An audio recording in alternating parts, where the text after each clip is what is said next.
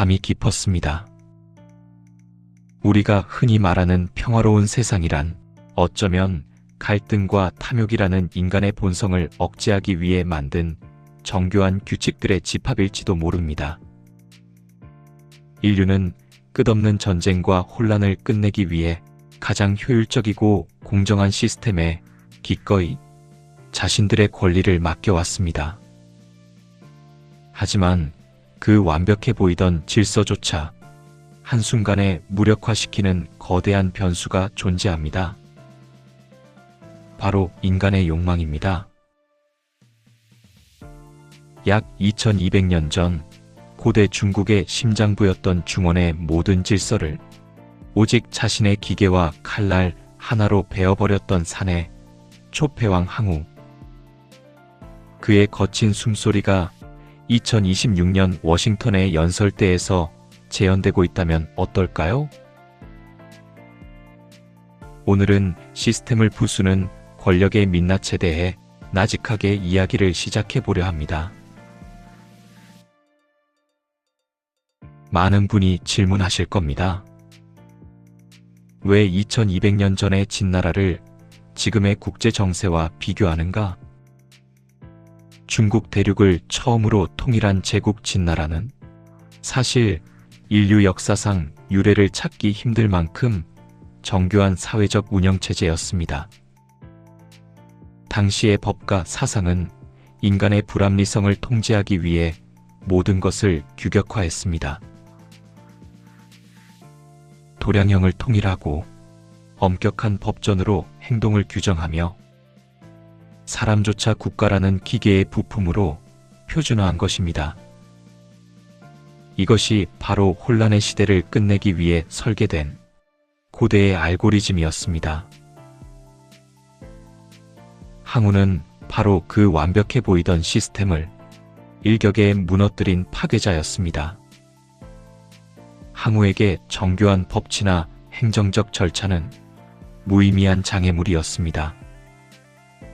그는 주변의 제후들을 불러 모아놓고 단 한 가지만을 보여주었습니다.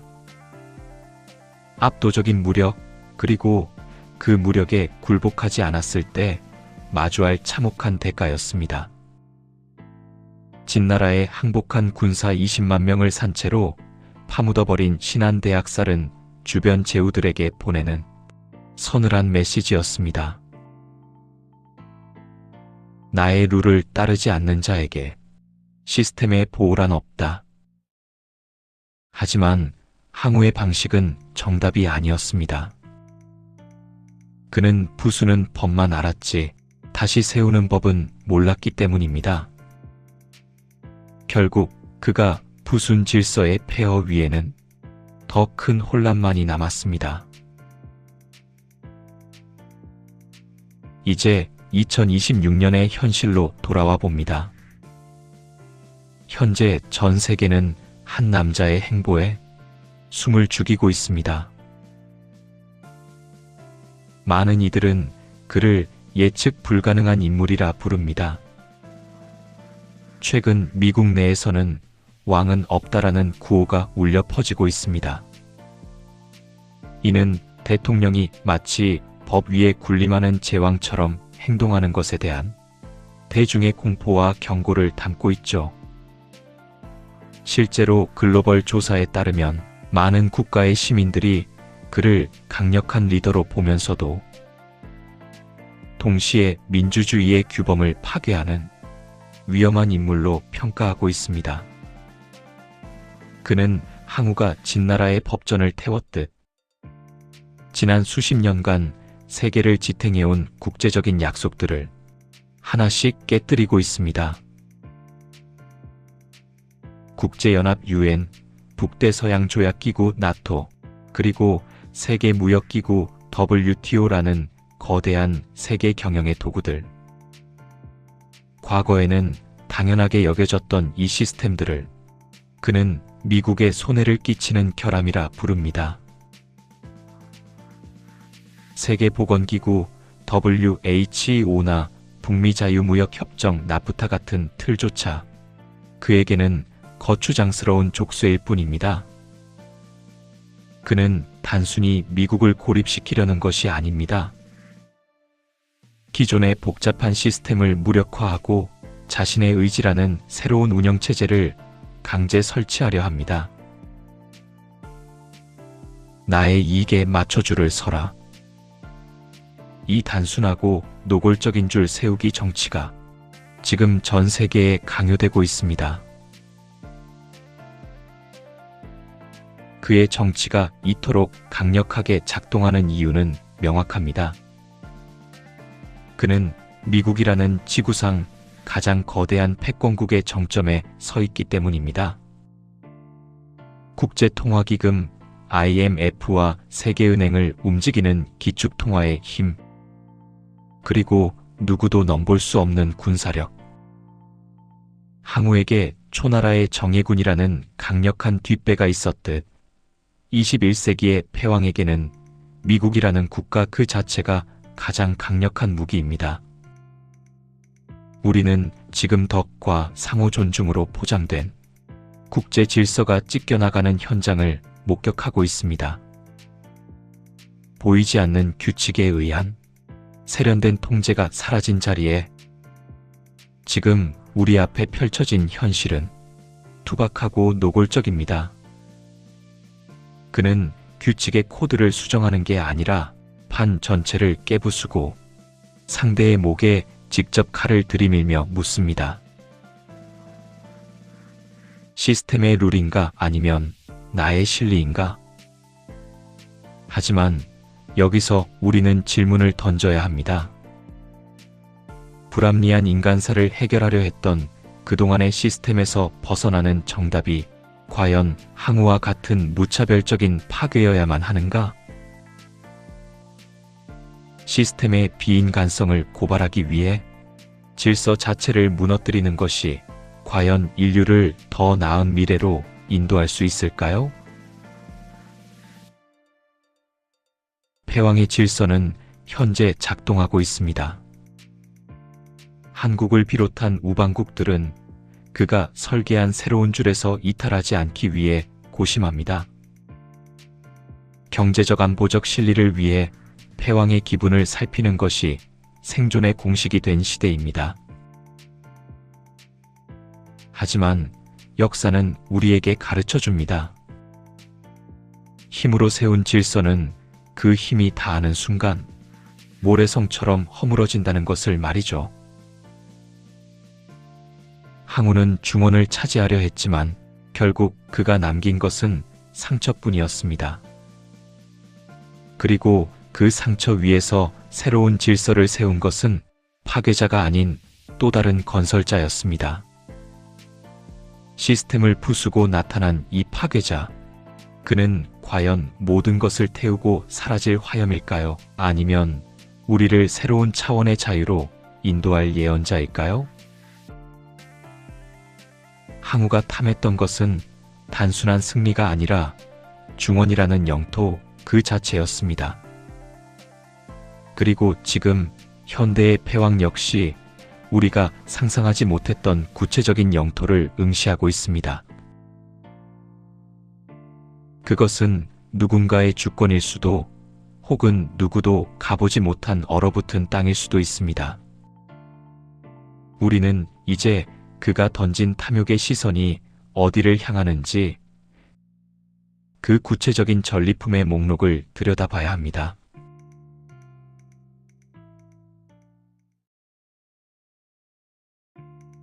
지도는 더 이상 단순한 종이가 아닙니다. 그것은 패권국들이 자신의 실리를 위해 긋고 지우는 거대한 장부가 됩니다.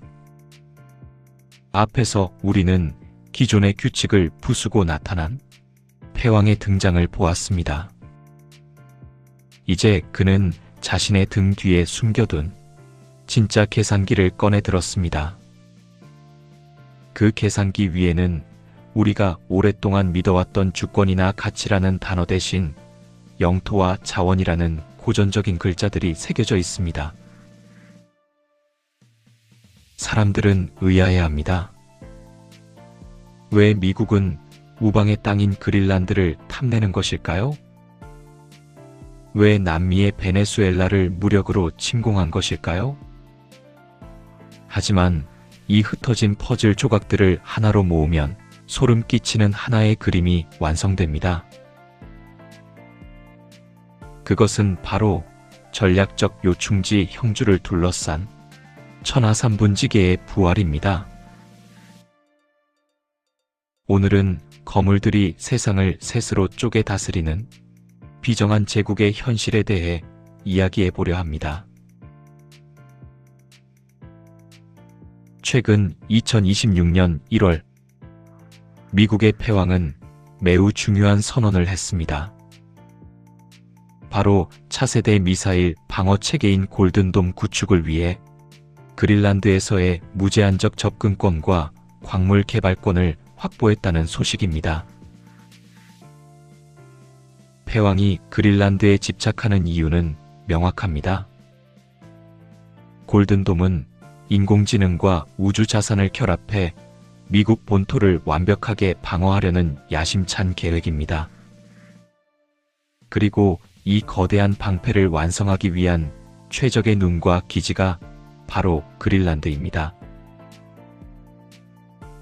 임대에서는 나라를 지킬 수 없다는 그의 말은 동맹의 신뢰보다 영토의 직접적인 통제권을 우선시하는 제왕적 사고를 여실히 보여줍니다. 삼국지에서 형주가 중원을 지키는 방패이자 공격의 기점이었듯 패왕에게 그린란드는 북극을 경유하는 적의 미사일을 조기에 차단하고 히토류라는 미래의 황금을 채굴하는 21세기의 형주입니다. 그는 북대서양 조약기구 동맹국들의 우려에도 불구하고 미국 본토 방어라는 실리를 위해 이 얼어붙은 땅을 패권의 전초기지로 만들고 있습니다.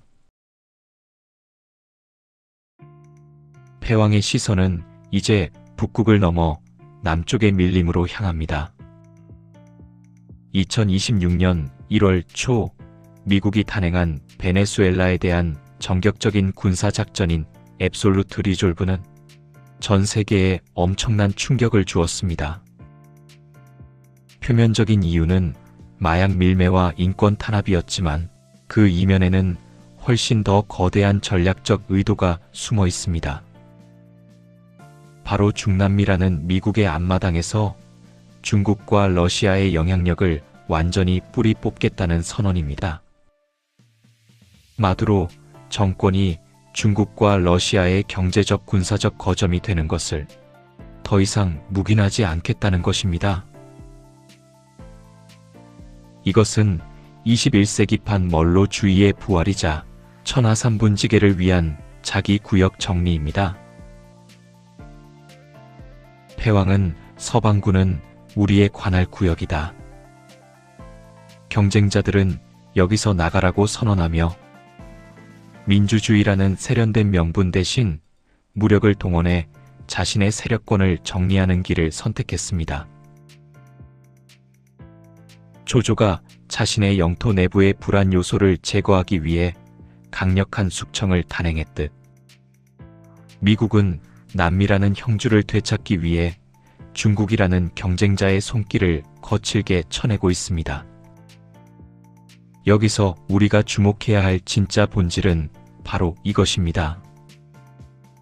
과거의 제국주의가 땅을 점령하고 깃발을 꽂는 투박한 방식이었다면 2026년의 신제국주의는 영토 전체가 아니라 필요한 국가의 주권만을 정교하게 도려내어 약탈하는 방식을 취합니다. 동맹의 가면을 완전히 벗어던지고 타국의 대통령을 뉴욕 법정으로 압송해오는 이 노골적인 행위야말로 패왕이 보여주는 비정한 제국의 민낯이자 21세기형 신제국주의의 실체입니다. 대만에 대한 그의 시각은 더욱 노골적입니다. 2024년 7월 블룸버그 비즈니스 위크와의 인터뷰에서 그는 세상을 놀라게 한 발언을 남겼습니다. 대만은 우리로부터 9,500마일이나 떨어져 있지만 중국과는 고작 68마일 거리에 있다. 이 발언은 21세기 천하 3분지계를 상징하는 가장 비정한 문장입니다. 그는 미국을 가리켜 보험회사와 같다고 말하며 대만이 미국의 반도체 사업을 가져갔으니 마땅히 방어 비용을 내야 한다고 주장합니다. 여기서 우리는 거물들 사이의 침묵의 합의를 봅니다. 트럼프는 러시아 푸틴 대통령과 접촉하며 우크라이나 영토 분할을 묵인하는 듯한 태도를 취하고 중국 시진핑 주석의 대만 야욕에 대해서도 거리가 너무 멀다는 논리로 확답을 피합니다. 이것은 국제연합이나 세계무역기구가 수호해온 국제규범의 종말을 의미할지도 모릅니다. 미국의 패왕은 북극과 중남미를, 러시아의 푸틴은 동유럽을, 중국의 시진핑은 아시아를. 제갈량이 꿈꿨던 천하 3분지계는 이제 서로를 무너뜨리는 소모전 대신 각자의 독재 구역을 보장해주는 거물들의 카르텔로 부활하고 있습니다. 동맹의 신뢰는 무너지고 영웅들이 땅을 나눠갔던 고대의 비정한 정치가 2026년에 현실이 되고 있습니다. 하지만 여기서 우리는 한 가지 냉혹한 진실을 마주해야 합니다. 많은 이들이 이러한 행보가 동맹의 신뢰를 잃고 결국 제국의 몰락을 가져올 것이라 경고합니다. 하지만 역사를 되돌아보십시오. 로마 제국, 칭기즈칸의 몽골, 그리고 나폴레옹에 이르기까지 모든 세계 제국은 그 팽창의 과정에서 무자비했고 명분보다는 압도적인 실리를 선택했습니다. 로마 제국은 정복지의 주권을 존중해서 500년을 버틴 것이 아닙니다.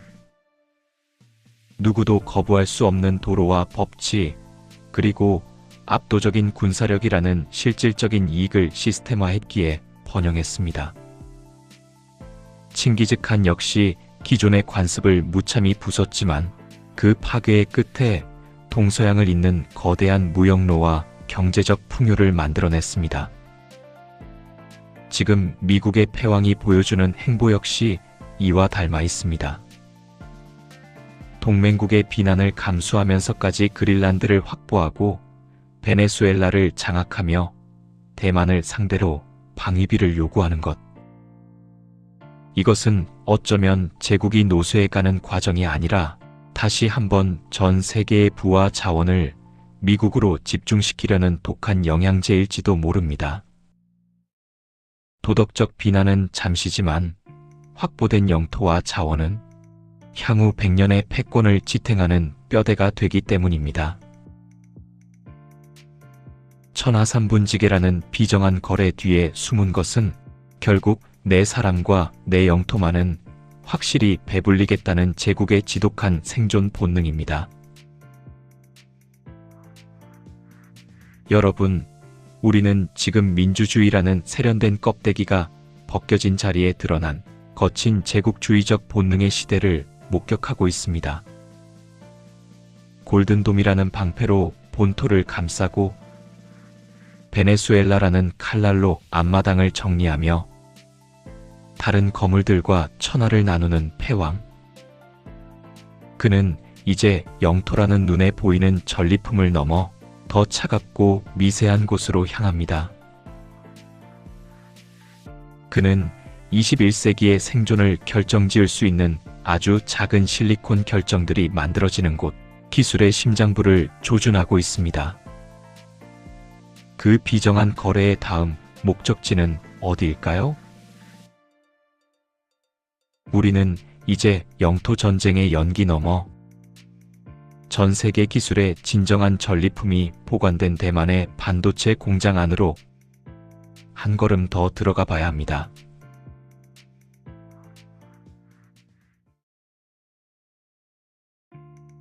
지도는 땅의 경계를 그리지만 권력자의 눈은 그 땅 위에 서 있는 사람과 기술을 봅니다.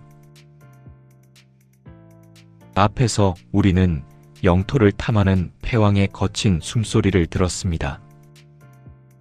하지만 고대의 전쟁에서 진짜 승자가 챙겼던 것은 성벽의 돌덩이가 아니었습니다. 삼국지의 영웅 조조는 적의 근거지를 함락시킨 뒤 가장 먼저 그 지역의 호구부, 즉 인구장부를 챙겼습니다. 그리고 그곳에 뛰어난 문인들과 무기를 만드는 숙련된 장인들을 자신의 본거지로 강제 이주시켰습니다. 땅은 빼앗길 수 있지만 기술을 가진 사람을 장악하는 것은 영원한 국력이 되기 때문입니다. 2026년 현재 패권국들이 대만 해협을 주시하는 이유도 이와 같습니다. 그곳에는 21세기의 모든 문명을 구동시키는 마법의 돌, 반도체를 만드는 세계 최고의 대장간 TSMC가 있기 때문입니다. 오늘은 이 거대한 공장이 어떻게 주권을 대신하는 전리품으로 취급받고 있는지에 대해 이야기해 보려 합니다. 미국의 패왕 트럼프는 대만을 향해 매우 비정한 계산서를 내밀었습니다. 그는 바이든 정부가 추진했던 반도체 보조금 정책을 매우 나쁜 거래라고 비난합니다. 그의 논리는 단순하고 강력합니다. 굳이 돈을 줄 필요 없이 관세라는 장벽만 높이면 기업들이 스스로 미국 땅에 공장을 지으러 올 것이라는 계산입니다. 그는 2024년 7월 블룸버그 비즈니스 위크와의 인터뷰에서 대만이 미국의 반도체 사업을 거의 100% 가져갔다며 미국은 대만을 지켜주는 보험회사와 같다고 말했습니다. 이 발언의 핵심은 보호가 아니라 거래에 있습니다. 그는 세계무역기구가 수호해온 자유로운 교역의 룰을 깨뜨리고 관세라는 무기로 TSMC를 압박합니다. 미국에서 팔고 싶다면 미국 안에 공장을 세우고 기술을 내놓아라. 이것은 과거 영웅들이 장인들을 자신의 성 안으로 강제 이주시켰던 정책의 21세기판 변주입니다. 보물이 안전하게 미국 본토라는 성벽 안으로 들어오는 순간 패왕에게 대만 해협이 주권 수호는 더 이상 최우선 과제가 아닐 수도 있다는 서늘한 가설이 성립됩니다. 여러분, 만약 대만의 주권이 위협받고 TSMC의 공장이 멈춘다면 세상은 어떻게 될까요? 가장 먼저 비명을 지를 곳은 바로 일본입니다. 일본에게 대만 해협은 생명줄과 같습니다. 이곳이 중국의 손에 넘어가는 순간 일본으로 향하는 에너지와 물자의 통로가 차단됩니다.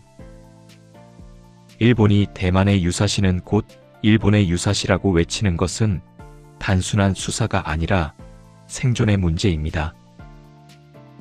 우리 대한민국 역시 자유로울 수 없습니다. 우리의 수출입 물동량 대부분이 이 해협을 통과하며 대만 해협이 긴장은 곧 한반도의 안보 위기로 직격탄을 날립니다. 유럽연합, EU의 국가들 또한 마찬가지입니다. 자동차와 정밀기계에 들어가는 뇌를 대만에 의존하고 있는 그들에게 대만의 침몰은 경제적 심장마비를 의미합니다. 하지만 패왕은 이들의 공포를 자신의 지렛대로 삼습니다. 동맹국들이 벌벌 떨며 대만을 주시할 때 그는 그 공포의 구체적인 가격표를 매깁니다. 그리고 노골적으로 말합니다. 대만은 우리로부터 9,500마일이나 떨어져 있고 중국은 코앞에 있다. 이 냉혹한 거리 계산은 동맹국들에게 보내는 선명한 경고이기도 합니다. 결국 그의 진위는 미국이 움직이길 원한다면 그에 걸맞은 대가를 지불하라는 압박인 셈입니다. 여기서 우리는 패권국들이 서로의 전리품을 어떻게 인정해주고 있는지 다시 한번 주목해야 합니다. 패왕은 중국을 향해 거칠게 호통치며 관세를 매기지만 정작 대만의 안보에 대해서는 보험료를 언급하며 조건을 붙입니다. 이렇게 주권이라는 고귀한 가치가 숫자로 매겨지는 가격으로 치환되는 순간 우리가 굳게 믿어왔던 동맹은 신뢰를 기반으로 한 약속이 아니라 철저한 손익계산에 의한 차가운 거래로 전락하고 맙니다. 이러한 흐름은 국제연합이나 북대서양조약기구가 수십 년간 쌓아온 가치 중심의 연대를 이 비정한 패권의 시간 속에서 무력하게 만들고 있습니다. 패왕은 이제 중국 시진핑 주석에게 기묘한 신호를 보냅니다. 만약 미국이 관세와 압박을 통해 TSMC의 핵심 역량을 충분히 확보하게 된다면 그때도 미국은 대만을 지키기 위해 피를 흘릴까요? 러시아가 우크라이나의 영토를 가져가는 것을 묵인해주는 대가로 자신의 실리를 챙기듯 패왕은 대만의 주권조차 중국과의 거대한 비즈니스 협상 테이블 위에 올려둘 준비가 되어 있는지도 모릅니다. 패왕은 이제 질서를 수호하는 기사가 아니라 가장 비싼 전리품을 챙겨가는 상인이 되기로 한 것입니다. 물론 대만도 이 위험을 알고 있습니다. 그들은 자신들의 공장이 파괴되는 순간 전 세계 경제가 동반 자살할 것이라는 실리콘 방패 전략을 구사합니다. 하지만 패왕은 그 방패의 파편이라도 미국 안으로 옮겨오려 합니다. 기술을 전리품처럼 챙기고 동맹의 주권을 거래의 대상으로 삼는 이 방식. 많은 전문가들은 이것이 결국 동맹의 파열음을 낳고 미국의 리더십을 갉아먹을 것이라 경고합니다. 하지만 패왕의 계산기는 다르게 말합니다. 도덕적 신뢰는 눈에 보이지 않지만 애리조나에 세워진 반도체 공장은 눈에 보인다. 그것이 향후 100년 미국의 번영을 보장할 진짜 전리품이다. 그런데 흥미로운 점은 패왕이 이 보물들을 독식하려 하면서도 동시에 다른 거물들과는 기묘한 거리를 유지하고 있다는 사실입니다. 그는 혼자서 모든 것을 파괴하지 않습니다. 대신 자신과 비슷한 무게를 가진 다른 거물들과 함께 지도를 세 조각으로 찢어 각자의 방 안으로 들어가는 법을 익히고 있습니다. 우리는 이제 기술 전리품의 소음이 가득한 공장을 나와 미중러 세 거물이 마주 앉은 거대한 비밀 회담장의 문을 열어보려 합니다.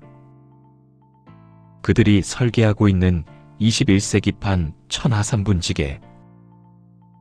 그 위험한 공생의 진실이 지금 우리 눈앞에 펼쳐지고 있습니다.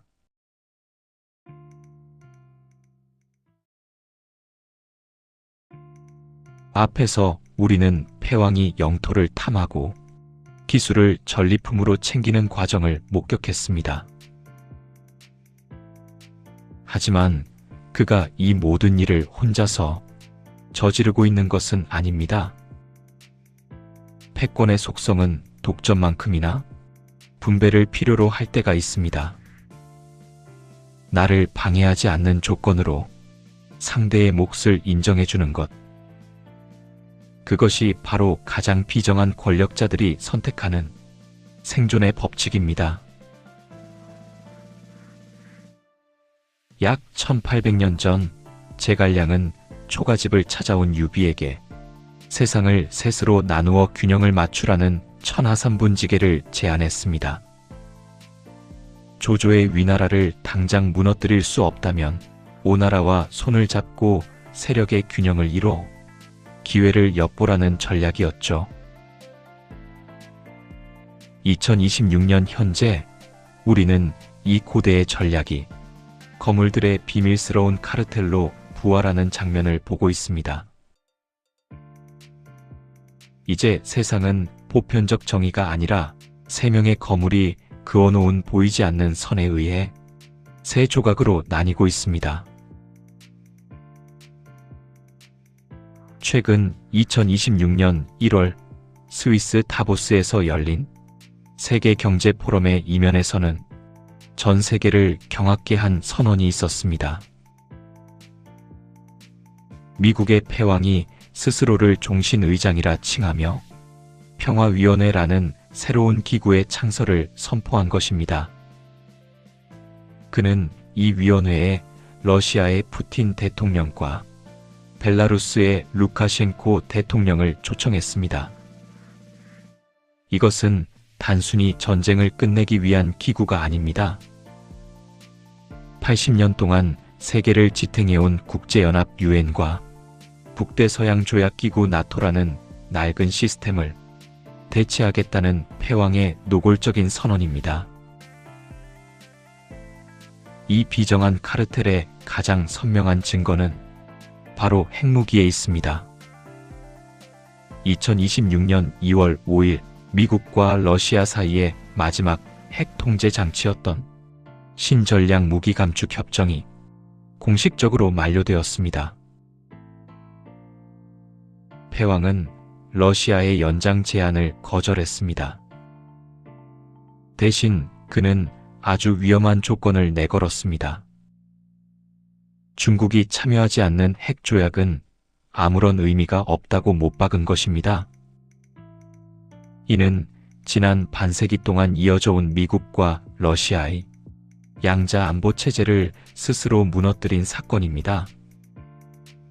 패왕은 이제 핵무기라는 인류 최후의 무기조차 미중러 세 거물이 마주 앉아 나눠 갖는 삼자관리 체제로 바꾸려 합니다.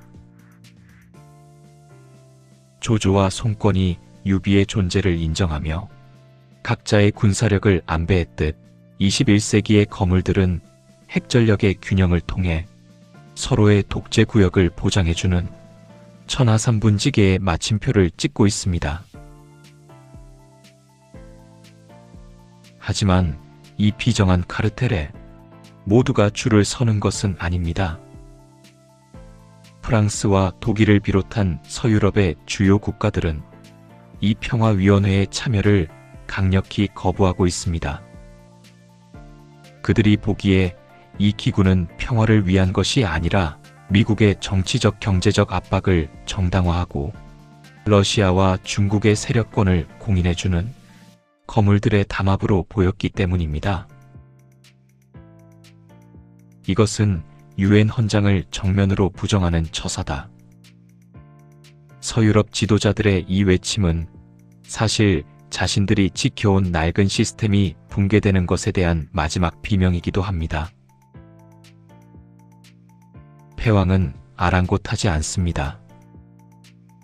오히려 참여를 거부하는 국가들에게 세계무역기구 WTO의 룰을 무시하는 보복관세라는 채찍을 휘두릅니다.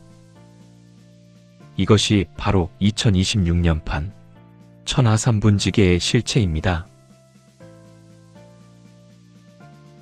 미국의 패왕은 북극권과 미주 대륙을, 러시아의 푸틴은 동유럽을, 중국의 시진핑은 아시아를, 제갈량이 꿈꿨던 천하삼분지계는 이제 서로를 무너뜨리는 소모전 대신 각자의 독재 구역을 보장해주는 침묵의 카르텔로 부활하고 있습니다. 보편적 가치와 가동맹은 이제 거물들의 거래 장부 속에 적힌 한 줄의 숫자로 전락했습니다. 여러분, 이 위험한 공생은 우리에게 무엇을 시사할까요? 강대국들이 서로의 영역을 존중하며 싸우지 않는다면 평화가 오는 것일까요? 안타깝게도 그것은 평화가 아니라 분할된 지배입니다. 거물들이 세상을 세 조각으로 나눌 때 그 사이에 낀 나라들의 주권은 거래의 대상이 됩니다. 유럽연합은 미국의 보호막이 사라지는 공포를 느끼고 한국과 같은 아시아의 우방들은 중국의 팽창 앞에 발을 동동 구릅니다. 하지만 평화위원회의 화려한 조명 아래 힘을 가진 거물들의 대화 속에 고통받는 이들의 목소리는 들리지 않습니다.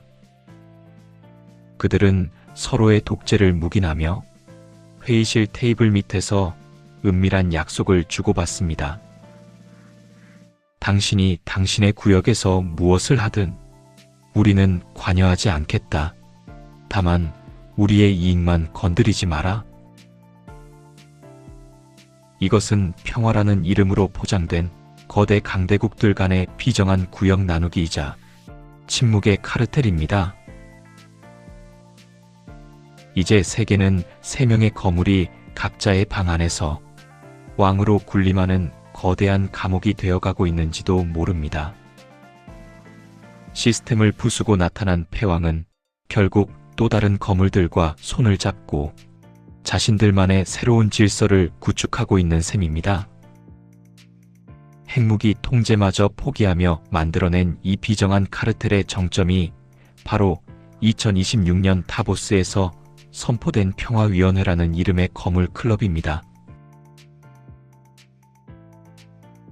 하지만 역사는 우리에게 또 다른 반전을 보여줍니다. 삼국지에서 조조와 송권, 유비가 천하를 셋으로 나누어 싸우는 동안 그들 중 누구도 최종 승자가 되지 못했다는 사실을 기억하십니까? 천하삼분지계의 화려한 책략과 영웅들의 기세가 휩쓸고 지나간 자리에서 결국 마지막에 우승자는 따로 있었습니다. 권력을 탐하는 거물들이 서로를 경계하며 지도를 찢어밟길 때 민심은 조용히 다른 곳을 향하고 있었습니다. 패왕들이 자신들의 왕국을 공고히 하려 할수록 그들이 부순 시스템의 균열은 더 깊어지고 있었습니다. 그리고 그 균열을 파고들어 새로운 시대를 설계하는 존재들이 나타나기 시작했습니다.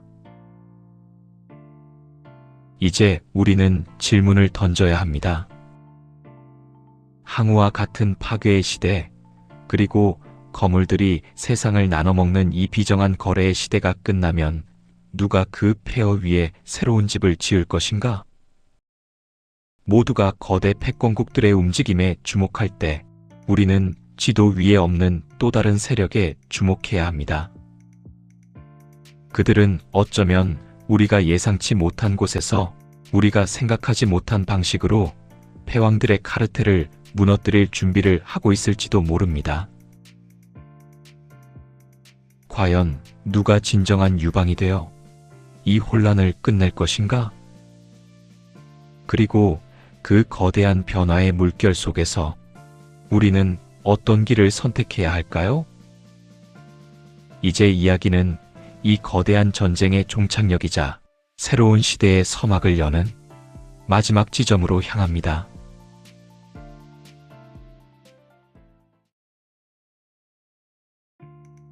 우리는 역사의 아이러니를 목격하고 있습니다.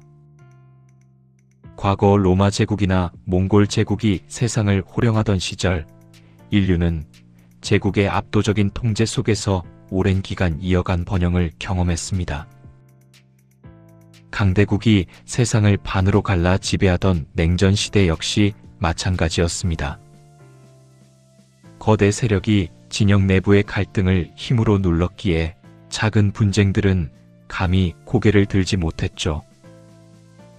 하지만 그 억눌린 에너지는 냉전이 끝나자마자 동유럽의 비극과 중동의 갈등으로 터져나왔습니다. 나폴레옹이나 히틀러의 시대 역시 잠시나마 힘에 의한 강력한 질서가 세상을 지배하는 듯 보였습니다. 하지만 로마나 몽골 제국과 달리 그들의 권력은 한 세대도 버티지 못한 채 파멸로 끝났습니다. 짧은 시기 동안 군사적 광기와 파괴적인 전쟁만을 남긴 채 말이죠. 힘으로만 누른 질서가 얼마나 위태롭고 짧은지를 역사는 그들의 몰락을 통해 증명했습니다.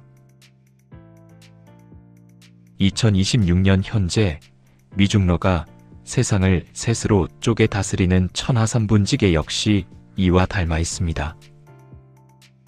거물들이 서로의 영역을 인정하고 줄을 세우는 지금, 표면상으로는 세계가 안정된 것처럼 보일 수도 있습니다. 하지만 이것은 진정한 평화가 아니라 거대한 압력 솥의 뚜껑을 억지로 닫아놓은 상태에 불과합니다. 감정과 탐욕에 의존한 권력은 결국 안으로부터 균열이 생기며 그 균열은 반드시 시스템 전체의 붕괴로 이어집니다. 이제 우리의 질문은 하나로 모아집니다. 이 화려한 파괴의 시대가 끝난 뒤 누가 무너진 폐허 위에 새로운 질서를 세울 유방이 될 것인가? 첫 번째 후보는 패왕이 부수어버린 국제 질서를 다시 세울 합리적이고 조율 가능한 새로운 리더십입니다. 지금은 자국 우선주의를 앞세운 극우파 리더들이 득세하고 있지만 과거 유방은 항우처럼 힘을 과시하지 않고 낮은 자세로 흩어진 마음들을 하나로 묶어냈습니다. 미국 내에서 극단적 분열을 끝내고 다시 정상적인 원탑 강국으로서의 신뢰를 복원하려는 새로운 리더십, 혹은 가능성은 희박하지만 유럽과 아시아에서 등장할 통합의 리더십이 그 주인공이 될 수 있습니다. 패왕의 정치가 가져온 피로감이 극에 달할 때 파괴가 아닌 조율과 재건을 약속하는 이들이 등장해 무너진 매트릭스를 복구하고 다시 한번 보편적 가치의 시대를 여는 시나리오입니다. 두 번째 후보는 미국과 대등한 수준으로 올라서려는 중국입니다. 중국은 현재 AI와 로봇 산업에서 미국과 비등한 수준에 올라왔고 1대1로를 통해 아시아와 아프리카를 자신들의 경제적 영토로 편입시키고 있습니다. 이 거대한 경제벨트는 단순한 도로가 아닙니다. 서구 제국주의의 상처가 깊은 아프리카와 남미 국가들에게 중국은 식민 지배의 역사가 없는 매력적인 대안으로 다가갑니다. 중국은 총칼 대신 자본과 인프라를 통해 그들을 자신들의 경제적 중력 안으로 흡수하고 있습니다. 아시아와 아프리카를 잇는 이 거대한 중력장이 패왕의 파괴적인 질서에 대항하는 새로운 승자의 얼굴이 될지도 모릅니다. 하지만 중국이 진정한 제1국가로 부상하기에는 넘어야 할 거대한 장벽들이 있습니다. 값싼 노동력에 의존한 제조 방식과 정부 주도의 불공정 경쟁, 그리고 기업에 대한 공산당의 강력한 통제가 중국식 모델의 한계로 지적됩니다. 특히 개인의 자유를 제한하는 독재 시스템은 전 세계의 자발적인 신뢰를 얻는데 큰 걸림돌이 되고 있습니다. 중국은 미국과 대등한 G2 체제를 공고히 하려 하지만 그들이 진정한 최후의 승자가 되기 위해서는 시스템의 투명성이라는 어려운 시험대를 통과해야만 합니다. 여기서 우리는 판세를 뒤흔드는 새로운 변수들을 주목해야 합니다. 먼저 기술과 인구의 노쇠화에도 불구하고 끈질기게 생명력을 이어가는 러시아입니다. 최근 미국이 우크라이나 평화 협상의 카드로 러시아를 다시 달러 경제권으로 불러들이려는 움직임을 보이면서 에너지 강국인 러시아는 쉽게 무너지지 않을 기세입니다. 광활한 영토와 핵전력, 그리고 에너지를 쥔 러시아는 여전히 세계의 한 축을 차지하려 합니다. 동시에 그 균열을 파고드는 인도의 부상을 주목해야 합니다. 인도는 세계 최대의 인구와 젊은 노동력, 그리고 높은 과학기술력을 바탕으로 신천하삼분지계의 새로운 주인공으로 등극할 수도 있다는 가능성을 보여주고 있습니다. 물론 아직 뒤처진 산업구조와 인프라라는 숙제가 남아있지만 미중러 사이에서 실리를 챙기는 인도의 전략적 자율성은 기존의 카르텔을 뒤흔들며 최후의 승자를 결정짓는 결정적 캐스팅 보트가 될 것입니다. 마지막 세 번째 후보는 특정 국가나 정치인이 아닙니다. 삼국지의 최후 승자가 사마이였듯 현대판 사마이는 데이터와 자본을 쥔 보이지 않는 실력자들일지도 모릅니다. 일론 머스크가 지적한 비선출직 권력들, 그리고 빅테크 기업들이 설계한 인공지능 시스템이 바로 그들입니다. 인간 리더들이 감정에 휘둘려 질서를 부술 때 인공지능은 그 불합리성을 해결하겠다는 명분으로 국가의 경계를 넘어 우리 삶에 더 깊숙이 침투합니다. 블랙록과 같은 거대 자본은 전 세계 기업들의 생사를 좌지우지하며 배후에서 세상을 조종합니다. 결국 인류가 혼란에 지쳐 가장 완벽한 알고리즘이라는 초국가적 시스템에 스스로 통제권을 넘겨주는 시나리오, 그것이 우리가 마주할 수 있는 가장 서늘한 유방의 얼굴입니다. 여러분, 이 거대한 평행이론의 소용돌이 속에서 우리 대한민국은 어디에 서 있습니까? 강대국들이 천하를 셋으로 나누고 기술을 전리품으로 챙기려 할 때 우리는 어떤 선택을 해야 할까요?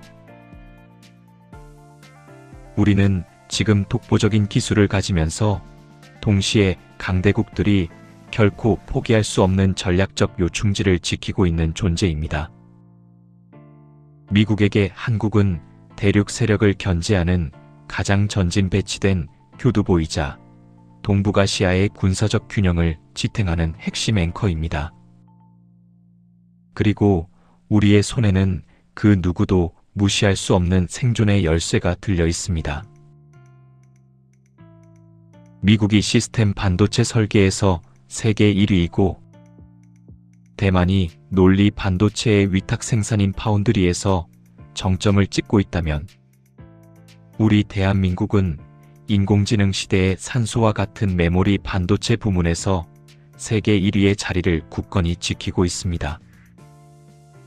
또한 전쟁이 일상화되는 세계에서 모두가 탐내는 세계 최고 수준의 방산 기술과 해양 패권을 쥐려는 강대국들에게 꼭 필요한 세계 최강의 조선업, 그리고 전 세계 젊은이들에게 어필하고 있는 소프트 파워인 다양한 형태의 K컬처 산업이 우리에겐 있습니다. 우리가 이 대장간의 불꽃을 꺼뜨리지 않는 한 어떤 거물도 우리를 함부로 거래 테이블에서 지울 수 없습니다. 패권의 연대기를 훑어온 긴 이야기가 이제 마침표를 향합니다. 항우의 파괴적인 기세도 제갈량의 화려한 책략도 결국 역사의 한 페이지로 사라졌습니다. 2026년의 이 비정한 거래들 역시 언젠가는 역사가가 기록할 짧은 문장이 될 것입니다. 하지만 분명한 것은 지금 우리가 겪고 있는 이 혼란이 단순히 뉴스 속의 이야기가 아니라는 사실입니다. 이것은 여러분의 일자리, 여러분의 자유, 그리고 여러분이 누리는 이 시스템의 근간을 뒤흔드는 거대한 설계의 변경입니다. 오늘 밤 여러분은 어떤 꿈을 꾸시겠습니까? 패왕의 줄 세우기에 순응하며 안정을 찾으시겠습니까? 아니면 무너지는 질서의 틈새에서 새로운 시대의 실체를 상상하시겠습니까? 진정한 유방은 어쩌면 먼 곳에 있는 정치인이 아니라 이 거대한 패권 전쟁의 본질을 깨닫고 자신만의 길을 걷기 시작한 바로 여러분일지도 모릅니다. 지금까지 이 패권의 평행이론을 함께 해주셔서 감사합니다. 이제 편안한 잠자리에 드시길 바랍니다. 내일 아침 당신이 마주할 세상은 오늘보다 조금 더 투명해져 있기를 바랍니다.